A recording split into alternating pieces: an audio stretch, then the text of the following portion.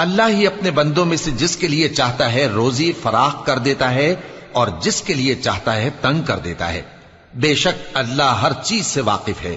اور اگر تم ان سے پوچھو کہ آسمان سے پانی کس نے برسایا، پھر اس سے زمین کو اس کے مرنے کے بعد کس نے زندہ کیا، تو کہہ دیں گے کہ اللہ نے۔ کہہ دو کہ اللہ کا شکر ہے، لیکن ان میں اکثر نہیں سمجھتے۔ اور یہ دنیا کی زندگی تو صرف کھیل اور تماشا ہے، اور ہمیشہ کی زندگی کا مقام تو آخرت کا گھر ہے۔ کاش یہ لوگ سمجھتے۔ پھر جب یہ کشتی میں سوار ہوتے ہیں تو اللہ کو پکارتے، خالص کرتے ہوئے اسی کے لیے اطاعت کو، لیکن جب وہ ان کو نجات دے کر خشکی پر پہنچا دیتا ہے تو جھٹ شرک کرنے لگ جاتے ہیں، تاکہ جو ہم نے ان کو بخشا ہے اس کی ناشکری کریں اور فائدہ اٹھائیں۔ سو خیر، ان قریب ان کو معلوم ہو جائے گا۔